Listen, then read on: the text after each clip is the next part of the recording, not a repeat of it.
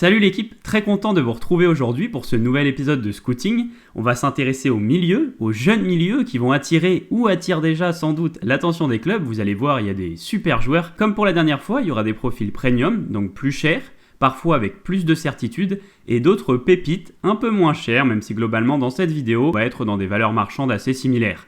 Allez, on perd pas plus de temps et on commence avec le jeune milieu défensif de Benfica, João Neves. Droitier, petit gabarit, estimé aux alentours de 50 millions déjà, il a eu quelques minutes en pro la saison dernière, mais il a été installé réellement cette saison pour tenir le milieu de l'équipe à seulement 19 ans, on le rappelle. Et à noter également, il a déjà eu 3 sélections avec les A du Portugal, donc vraiment très précoce comme joueur. Voici son profil statistique. Alors c'est pas un avis personnel, c'est le fruit de mon travail, de mon traitement de ces statistiques avancées sur l'année 2023 au global. Une barre où le joueur est élite dans un domaine et top 20% à son poste parmi les joueurs des 8 premiers championnats et les domaines sont basés sur différentes données.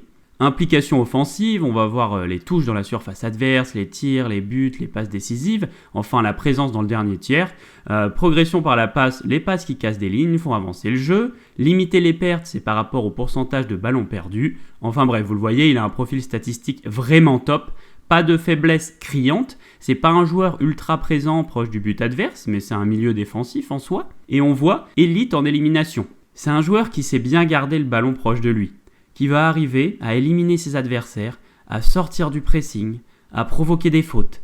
On va le voir dans cette séquence-là, il va partir de l'aile du terrain et éliminer plusieurs adversaires pour au final adresser un centre en retrait. C'est pas nécessairement un provocateur percuteur, mais il va être intéressant pour sortir de pressing, de certains petits espaces, et c'est très précieux à ce poste. C'est un bon passeur également, bon jeu long, 17 passes en avant par match, la moyenne est de 9 pour un milieu. C'est pas Toni Kroos, c'est pas Kimmich, mais il sait trouver des belles solutions, il est intéressant dans ce domaine.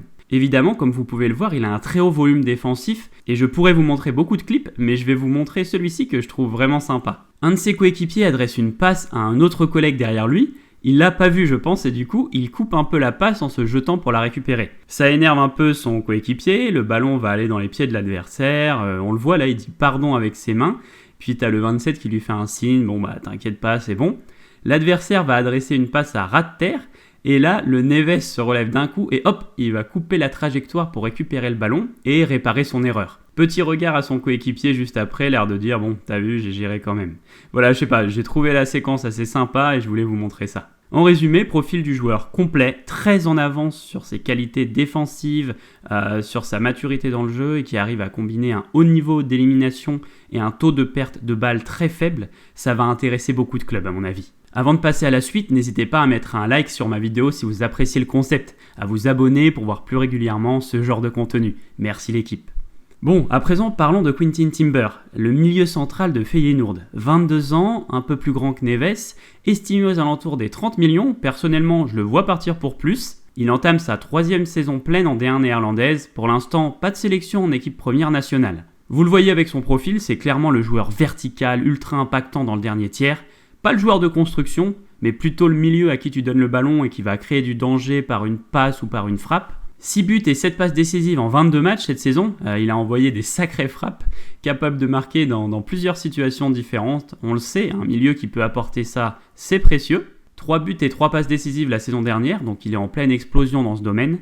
Tout comme Neves, il est dans l'élite à son poste, dans l'élimination de ses adversaires, mais avec un côté plus progressif, donc on pense à ce genre de joueurs comme Seko Fofana qui vont te remonter les ballons avec des courses. Vraie qualité avec ballon, il peut sortir des beaux contrôles orientés, comme on le voit ici.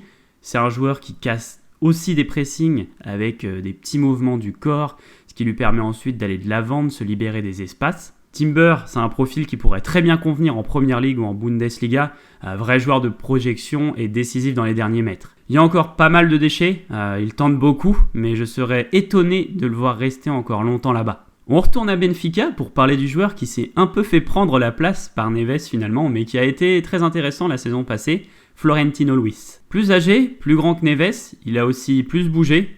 Monaco était allé le chercher en prêt en 2021, je ne sais pas si des gens s'en souviennent, mais il avait peu joué.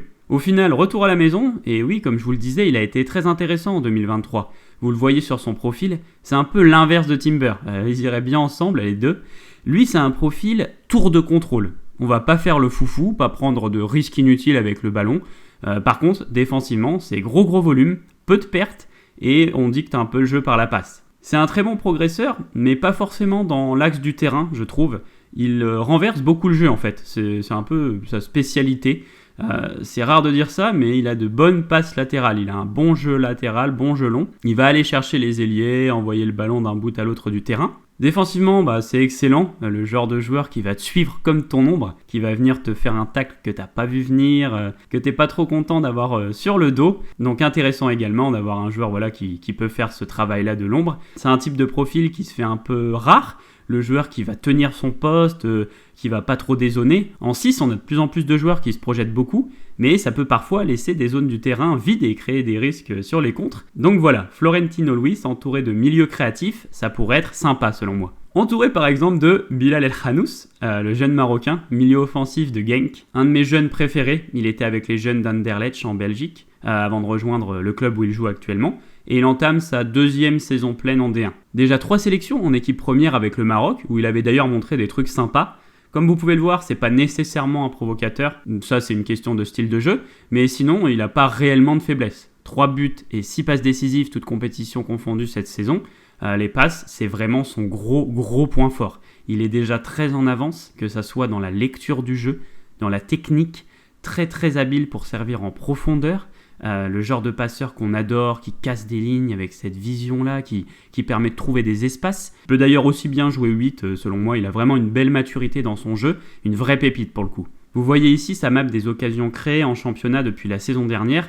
Il envoie beaucoup de caviar. Les ronds vides, c'est lorsque le coéquipier a manqué l'occasion derrière. On voit pas mal de passes en profondeur, mais c'est également un vrai bon centreur. Pour vous donner une idée, il compte 8 passes décisives en championnat depuis la saison dernière, mais il a créé en réalité 17 occasions nettes de but par la passe sur la période, donc presque le double. Donc oui, vraiment un joueur d'élite dans ce domaine. Et il y en a un autre, un joueur d'élite dans ce domaine, Thiago Almada. Ça vous dit quelque chose ? Sans doute pour les joueurs FM, c'est un crack assez connu, 22 ans, estimé aux alentours des 30 millions. L'OM s'y était intéressé, l'Ajax aussi je crois. On est beaucoup de data analystes à vouloir qu'il vienne en Europe. Ça fait 2 saisons qu'il rayonne avec Atlanta en MLS. Il a aussi joué avec l'équipe première d'Argentine. Au niveau du profil, on est sur un joueur total. On a tendance à se dire que c'est le côté MLS qui freine les clubs. Personnellement, je vois pas vraiment d'autres explications. Il est tellement au-dessus du championnat. Je le disais, mais passeur d'exception. Peu importe la situation de jeu, peu importe la surface du pied. C'est un top créateur, un lob, une passe en profondeur. Il casse toutes les dernières lignes défensives, déjà 23 passes décisives depuis la saison dernière. Quand tu as un coéquipier comme ça, tu lances des appels sans arrêt dans la profondeur, tu sais que tu vas te régaler. Il est à l'aise avec ballon également, des bons mouvements de sortie de pressing pour éliminer l'adversaire. Il est à 16 passes décisives en 2023, mais il a créé 26 occasions nettes de but par la passe. Ses coéquipiers ont pas mal manqué, mais vous pouvez voir à quel point il distribue des caviars. Donc allez me chercher ce joueur s'il vous plaît, on a besoin de ça en Europe.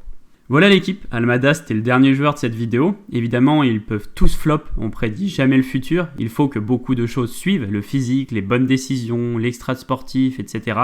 Mais en tout cas ils ont de vraies belles qualités. J'ai adoré faire cette vidéo. C'est le poste que je préfère au football, il y a tellement de cracks. N'hésitez pas à donner un maximum de force si vous avez apprécié. Et je vous dis à bientôt l'équipe.